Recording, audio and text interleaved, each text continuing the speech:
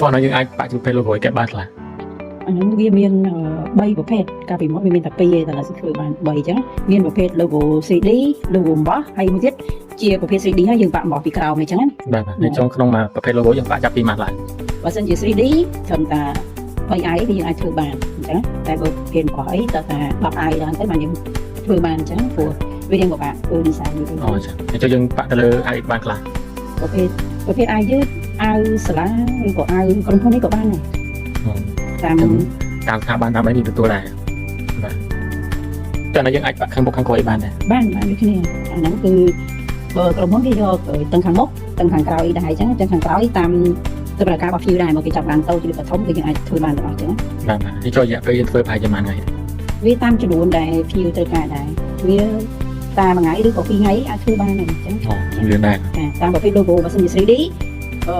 តាពី2ម៉ោងវាអាចធ្វើបានប៉ុន្តែបើសិនជា logo របស់អាហ្នឹងគឺរៀងយូរបន្តិចពី2ថ្ងៃ3ថ្ងៃអញ្ចឹងណា បាទតែមានសម្រាប់តែប៉ុណ្ណាអរគុណ ចាអរគុណ e-sport លើកពីកីឡា